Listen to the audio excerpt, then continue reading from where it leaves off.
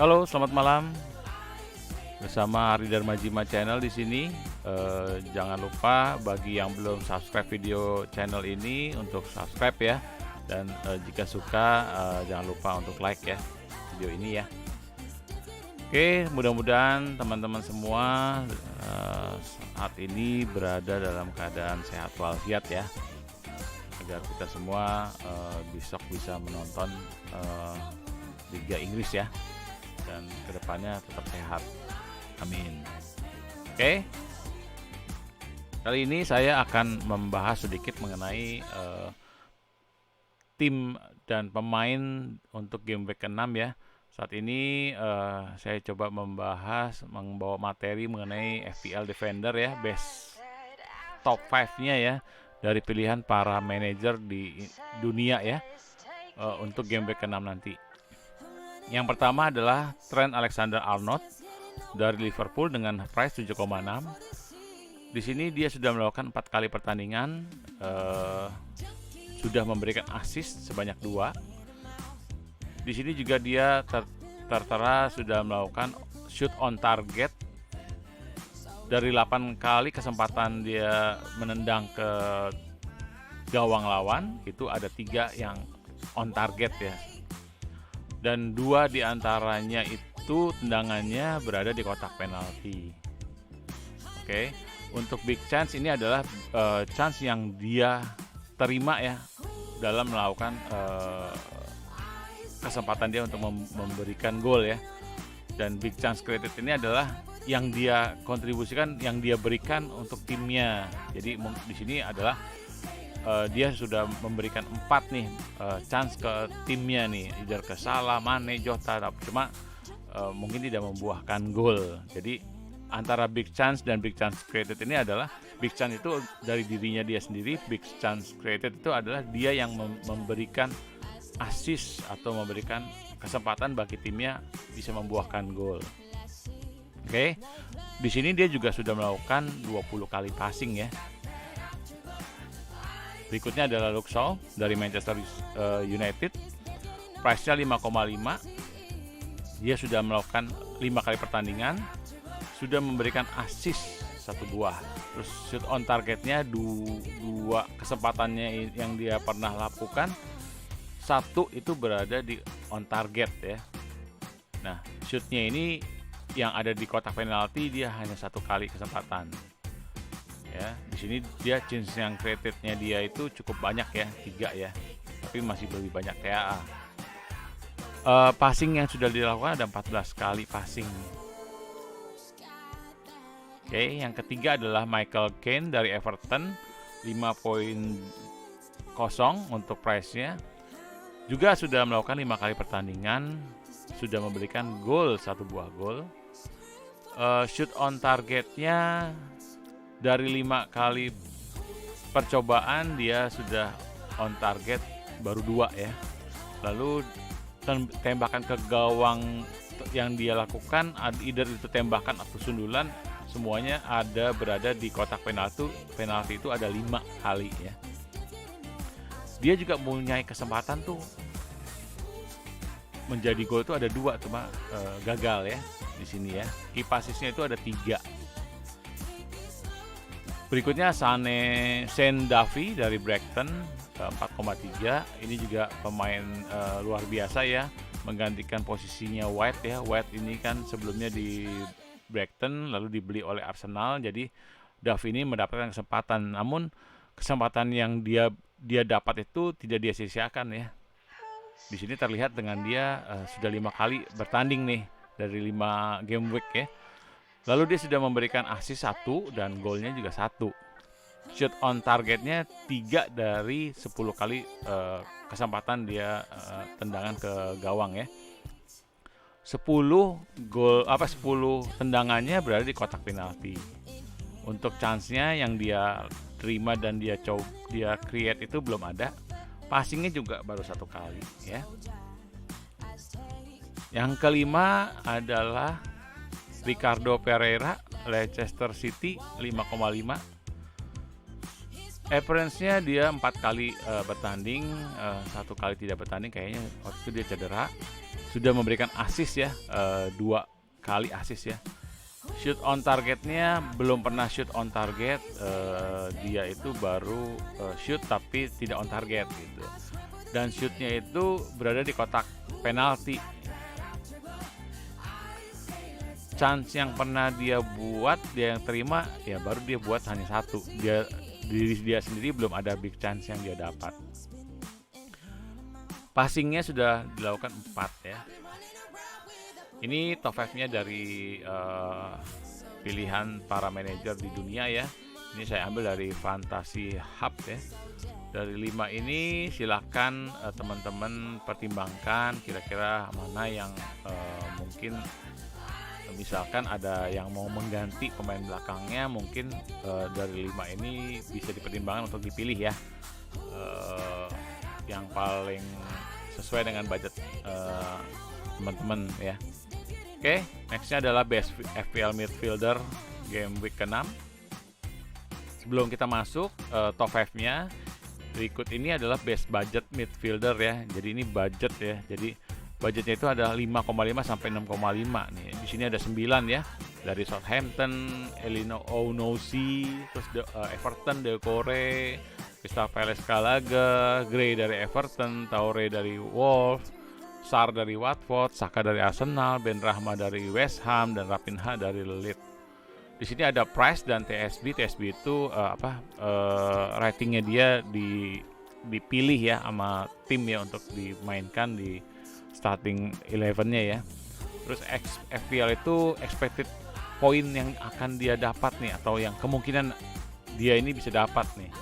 Lalu XG plus XA. XG itu expected goal ya, dan XA itu expected assist. Jadi kemungkinan dia gol dan memberikan assist tuh seperti ini ratingnya, rasionya ya. Touches in the box ITB. Jadi lamanya dia atau kemungkinannya orang ini, pemain ini berada di kotak penalti. Jadi semakin tinggi itu berarti dia akan lebih banyak di kotak penalti. Nah, ini bisa kelihatan dari Toure ya. Toure ini kan pemain tengah ya, tapi dia kayaknya lebih sering dijadikan striker. Jadi lebih banyak di kotak penalti nih. Dia menusuk ke kotak penalti dia nyerang gitu. Berbeda dengan Decore. Decore itu kan pemain tengah tapi dia pemain bertahan. Ya, seperti Gilmore, terus di Brighton itu Bissouma ya. Everton juga ada satu lagi namanya Alan. Nah, di sini juga dijelaskan sedikit proyeksi game week ke-6 sampai game week 10. Jadi warna-warna ini udah pernah teman-teman tahu ya. Hijau itu gimana, merah gimana, abu-abu gimana, dan merah tua itu gimana ya.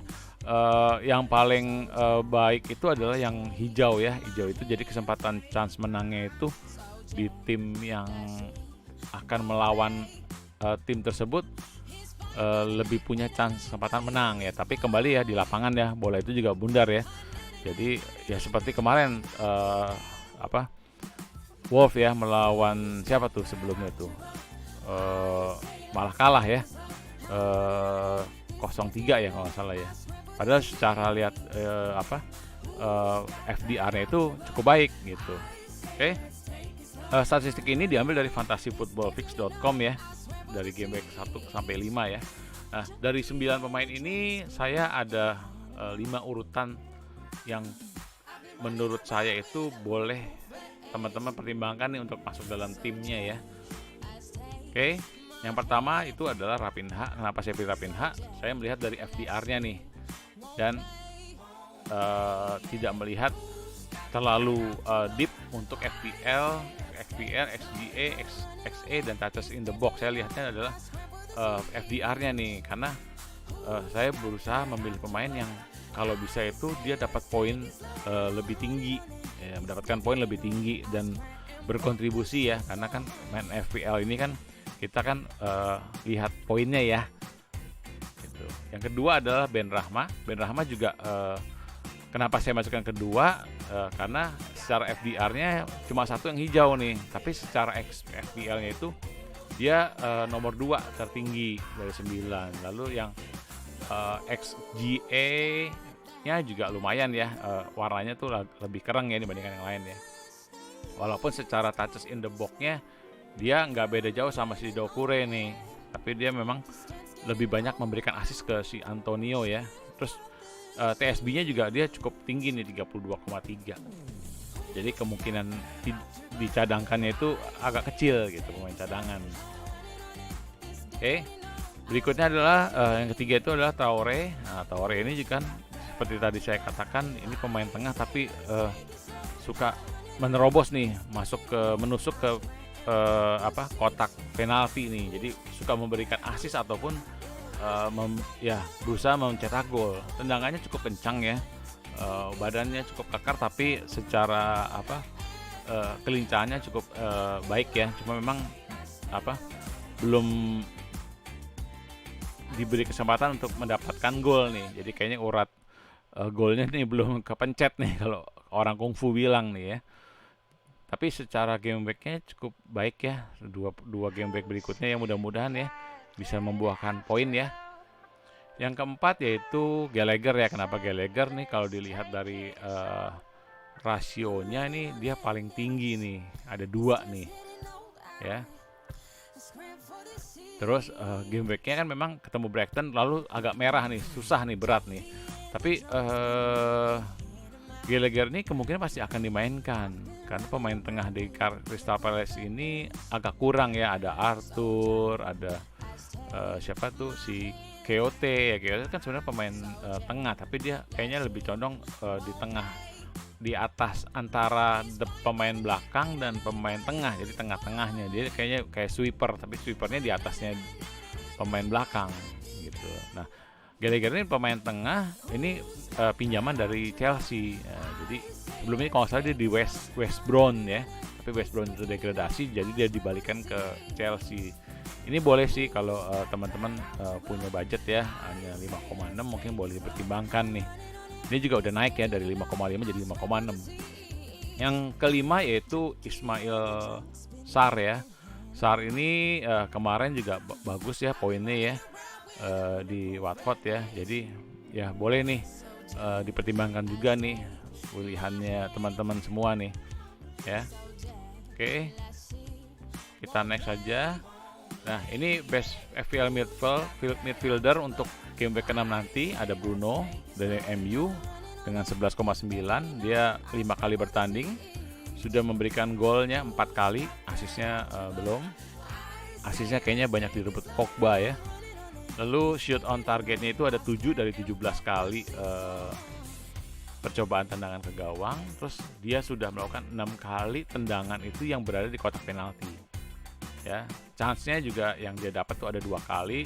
Dia juga mencoba meng-create itu ada 4 kali juga big chance-nya dan 11 kali passing. Yang berikutnya adalah Muhammad Salah Liverpool 12,6 price-nya. Di sini dia juga sudah 5 kali appearance-nya, golnya juga udah 4 dan asisnya 3. Shoot on targetnya cukup baik ya, 13 dari 22 kali percobaan. Shoot in the box-nya ada 18, ini lebih baik dibandingkan Bruno. Big chance-nya dia dapat 4 kali dan dia create itu ada 2. Passing-nya juga 14 kali ya. Jadi kalau dilihat ini lebih baik dibandingkan Bruno nih. Jadi mungkin boleh dipertimbangkan nih pemain tengahnya either Bruno atau Salah yang dipertahankan ya kalau misalkan Anda mau pakai Ronaldo dan Lukaku ya. Oke, yang ketiga adalah Raphinha dari Leeds United 6,5. Appearances-nya juga udah 5 kali, udah ngasih gol 2. Shoot on targetnya itu ada 5 dari 16 kali percobaan. Shoot in the box-nya itu ada 5 ya. Chance yang dia terima ada 2 dan dia berikan itu ada 1. Passing-nya ada 10 kali ya. Yang berikutnya adalah Said Benrahma West Ham United 6,4. Appearance-nya 5 kali, golnya udah 3, asisnya 2. Shoot on targetnya ada 5 dari 11 kali percobaan. Shoot in the box-nya ada 4. Chance yang dia terima ada 2 dan dia sudah berikan juga 2 chance-nya ya. Passing-nya itu juga ada 7 kali ya. Kemarin kalah dengan MU 1-2, namun di Carabao West Ham United menang ya melawan MU ya. Dia nanti akan ketemu Leeds nih. Oke. Yang kelima ada Ismail Lassar Watford 6,1. Sudah 5 kali bertanding juga, golnya udah 3 kali. On targetnya ada 9 dari 13 kali percobaan tendangan ke gawang. 11 kali shootnya di kotak penalti ya. Chance yang dia terima ada 4, tapi dia tidak memberikan kontribusi untuk create big chance tersebut ke tim di Watford ya. Passingnya ada 9 kali ya. Oke. Dari 5 pemain tengah ini mungkin silahkan teman-teman yang mau memilih ya. Raphinha kemarin ini sempat cedera, jadi mungkin boleh dipertimbangkan juga ya antara model tidak, atau mungkin Ismaila Sarr nih, pemain Watford nih akan ketemu dengan Newcastle, Leeds, dan mungkin agak susah nanti Liverpool ya. Oke, next. Berikutnya adalah best FPL forward game week ke-6. Ada 5 orang juga yang terpilih ya. Yang pertama Cristiano Ronaldo dari MU 12,6. Dia baru 2 kali bertanding dari 5 game week yang sudah berjalan ya. Yaitu baru join di game week ke-3 ya, namun baru diturunkan di game week ke-4 kemarin. Karena 3 itu dia belum sah gitu ya. Sudah 3 kali gol, shoot on targetnya 7 dari 13 kali percobaan. 12 itu shootnya di kotak penalti. Ini 12/13 nih, ratingnya cukup baik ya, hampir 100% ya. Chance-nya itu buat dia itu ada 5 kali ya, tapi dia belum memberikan chance buat ke temennya nih. Nah, passing dia udah memberikan 1 ya. Berikutnya adalah Bamford nih, Patrick Bamford nih. Ini masuk 5 besar nih, tapi cedera nih, kayaknya nggak main nih minggu ini ya. Leeds United ya 7,9 ya, sudah 5 kali bertanding, golnya 1 kali, asisnya 2, shoot on targetnya 14 dari 15, shoot in the boxnya ada 14, chance yang dia terima ada 2, dan dia sudah mencoba memberikan chance, big chance-nya itu ada 1, passingnya itu ada 3 ya. Tapi sayang nih kayaknya Bamford nggak main nih game ke-6. Yang ketiga adalah Michael Antonio, ini dari West Ham United 7,9, mirip dengan Ben Rahma, ini pemain sejuta umat nih ya, banyak yang pilih nih. Ini badannya cukup besar, ini tipikal permainnya seperti Lukaku ya, pasang body ya, jadi dia bisa berbalik dan bahkan tendangan nih. Preferensinya 4 karena kemarin dia kena kartu merah, jadi dia tidak bertanding 1 kali. Golnya 4 kali, asisnya juga 4, shoot on targetnya itu 8 dari 18 kali percobaan, shoot in the box-nya 15 kali. Jadi ini juga ratingnya, rasio juga bagusnya 15/18 ya. Ini jadi mungkin perlu dipertimbangkan untuk dimiliki nih ya. Oke, kalau budgetnya ada mungkin Lukaku, Ronaldo, Antonio. Oke, big chance yang sudah dia pernah dapat tuh ada 6 kali. Dia juga sudah memberikan meng-create ya 3 kali, passingnya juga ada 7 ya. Yang berikutnya adalah Alan Saint-Maximin. Nah, ini juga tipikal pemain Newcastle dengan price 6,6 yang cukup baik nih ya. Ini cukup lincah nih, dia gocek-gocekannya itu ya Yahut lah ya. Kalau teman-teman lihat nih di pertandingan sebelumnya gitu ya. Appearance-nya juga ada 5 kali ya. Golnya itu 2 dan 2 assist ya. Shoot on targetnya 5 dari 11 kali pencobaan ya. 6 diantaranya itu berada tendangan di kotak penalti ya. Big chance yang dia terima itu 1 kali. Dia juga meng-create itu sebanyak 2 kali ya, big chance-nya ya. Passingnya ada 11. Oke, yang kelima siapa nih kira-kira nih pemain depan nih, pilihan terbanyak dari manajer di dunia ya, Fantasy Hub ya. Ya, Jamie Vardy ya, Leicester City 10,4, akan bertanding melawan Burnley, Crystal Palace berikutnya, dan MU, Brentford, dan Arsenal. Jadi kalau ketemu lawan Burnley nih, ini harusnya sih menang ya, karena Leicester kemarin kalah nih. Tapi Burnley juga kemarin kalah ya, jadi kayak sama-sama pingin menang nih.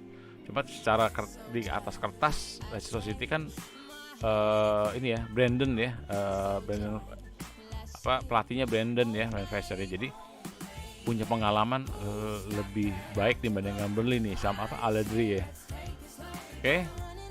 Sudah 5 kali bertanding, golnya 3, asisnya 1, shot on targetnya itu 6 dari 11 kali pencobaan. Shoot on in the box-nya itu ada 10 kali ya. Chance yang dia terima ada 3 kali. Dia belum pernah memberikan big chance ke tim yang lain, maksudnya ke pemain di timnya dia. Passingnya itu ada 6.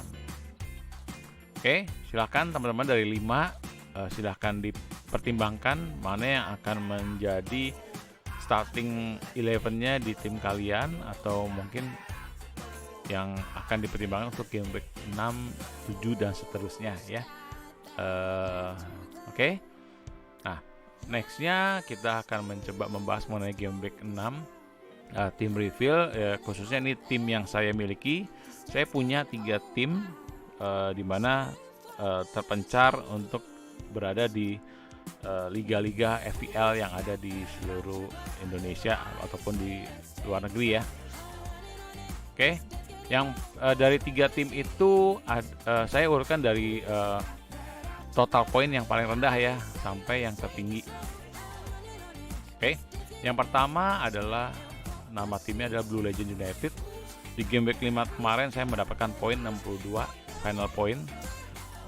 Secara total dari game week 1 sampai game week 5 itu ada 288 total poin ya.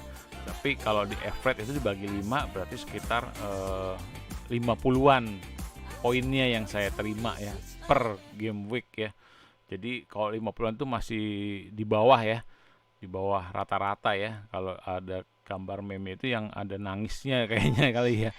Nah, di game week 5 kemarin banyak zongnya nih di tim saya nih.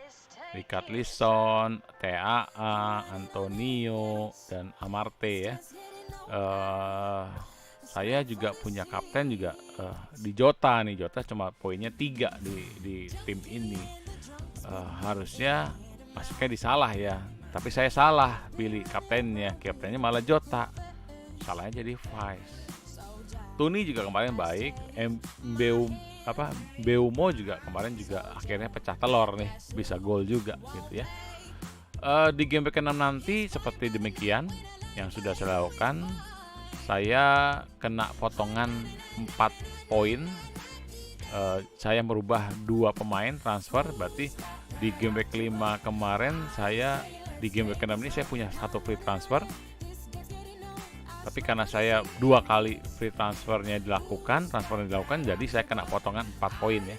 Yang dirubah adalah Richarlison saya ganti, Amarte saya ganti dengan Lukaku dan Livramento ya.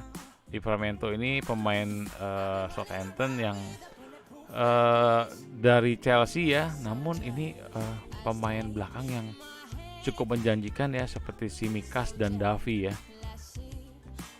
Cuma kalau Davi itu kan pemain belakang ya, kalau si Livramento, Tsimikas itu pemain sayap nih, pemain belakang sayap nih. Dia tuh banyak membantu menusuk dan memberikan assist ke pemain yang di tengah dan di depan. Jadi ya seperti pemain tengah yang diproyeksikan menjadi striker. Jadi memberikan poinnya mungkin akan lebih banyak dibandingkan yang pure pemain belakang kalau dia tidak menyumbangkan gol ya.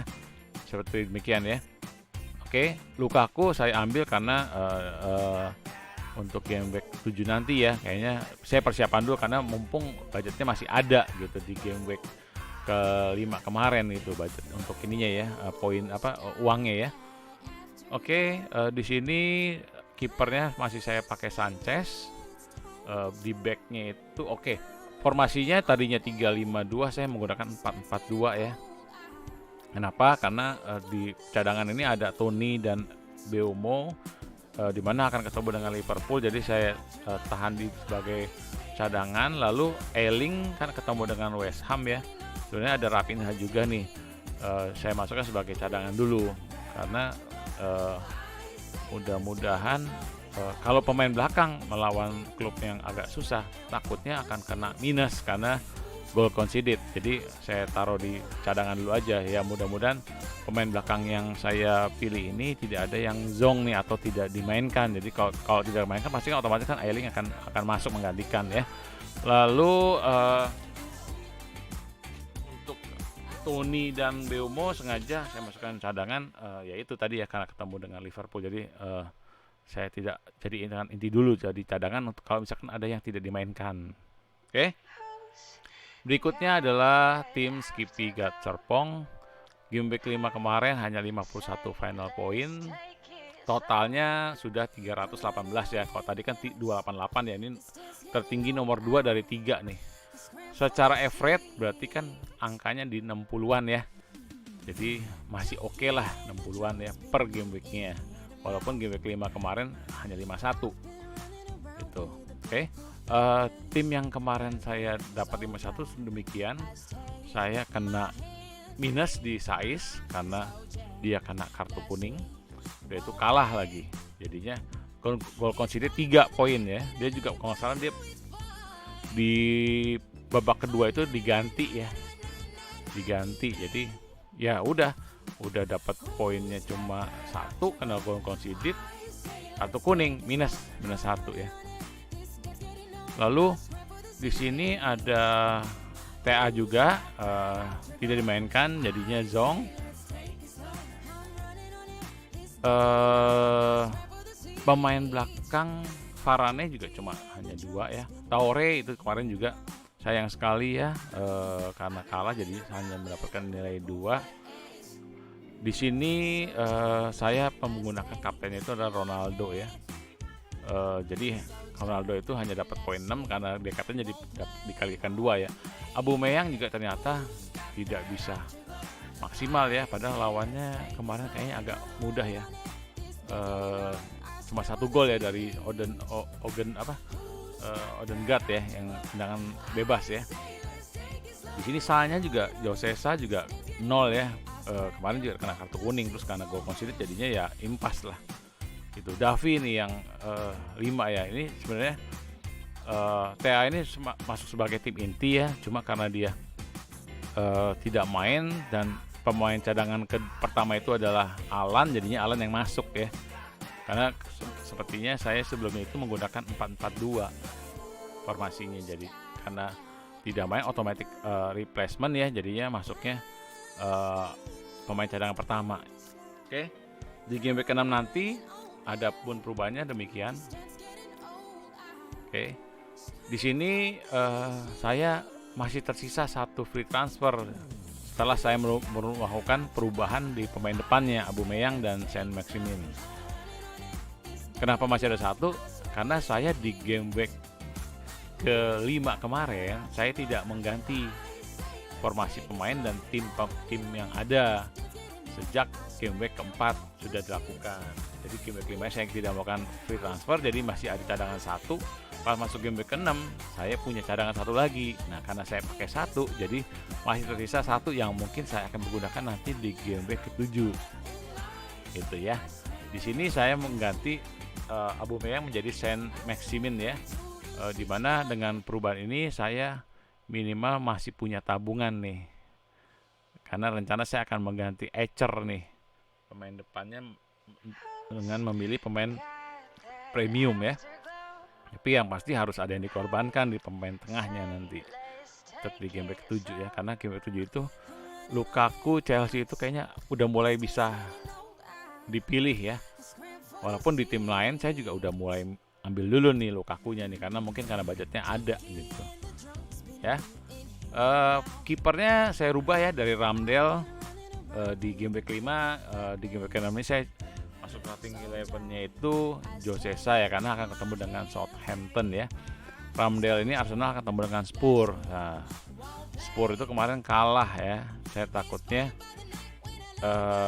ya di game week 6 ini Spurs ini balas dendam karena dia poinnya juga masih kurang baik ya.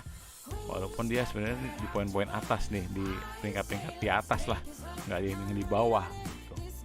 Sedangkan Wolf ini butuh kemenangan, makanya dia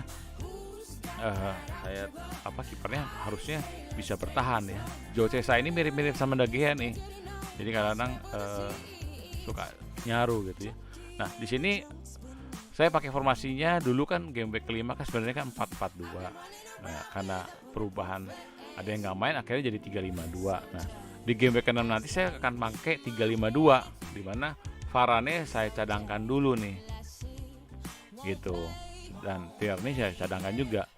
Kenapa Tierney saya masukkan cadangan kedua? Karena Tierney ini kan lawan Spurs nih. Nah, biasanya kalau saya nggak mau sampai kejadian kayak Saiz lagi nih, minus nih. Jadi saya coba masukkan pemain belakang yang musuhnya itu masih boleh dianggap ya masih bisa 50-50 lah antara menang atau kalah gitu ya.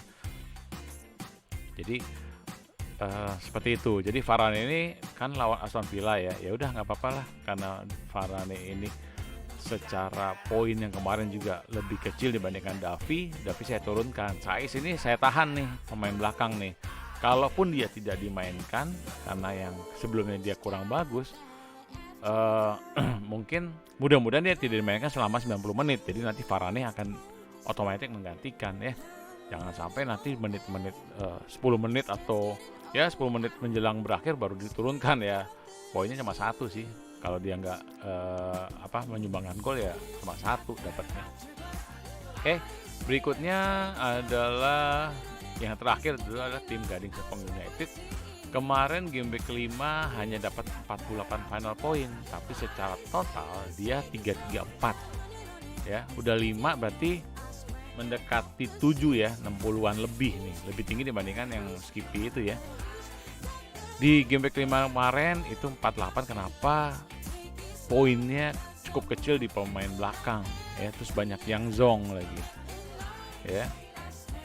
William itu sebenarnya pemain cadangan di cadangan pertama. Ternyata dia kalah kan sama Arsenal ya, Odegaard ngegolin ya. Terus dia kena kartu kuning jadinya no point, jadinya 0. Manguelo juga pemain cadangan. Jadi pemain di game week 5 kemarin itu adalah pemain belakangnya itu ada Ayling, Martial dan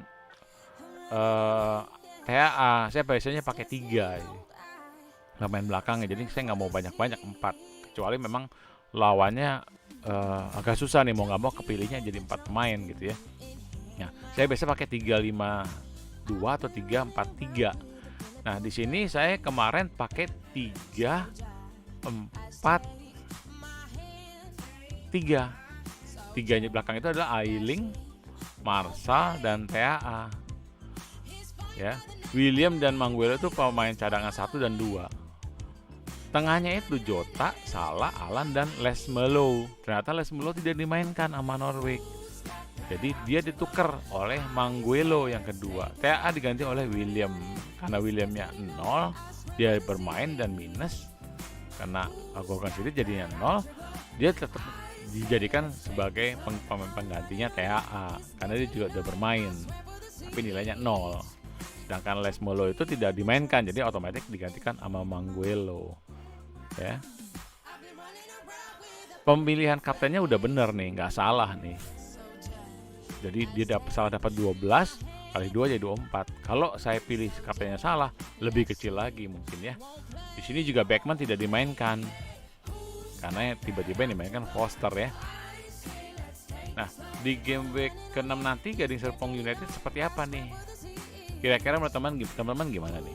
Saya ganti atau tidak? Berapa yang saya ganti? Minus atau tidak? Atau saya pakai wildcard? Wildcard sih enggak ya, kayaknya kemarin saya udah pakai wildcard. Oke? Ya, begini yang saya rubah. Saya kena potongan 4 poin, berarti saya di game week kelima ini wildcard nih. Pas masuk game week ke-6 saya dapat free transfer 1. Ya, karena saya gantinya 2, berarti kena potong 4 poin. Nah, yang saya ganti adalah ini. Karena di game week kelima kemarin saya pakai wildcard, jadi kan pas tuh tidak ada lebihnya ya, cadangan poinnya ya, atau cadangan uangnya ya. Jadi saya ganti adalah Bamford, itu 7,9. William itu 4, jadi kan sekitar 11,9 ya.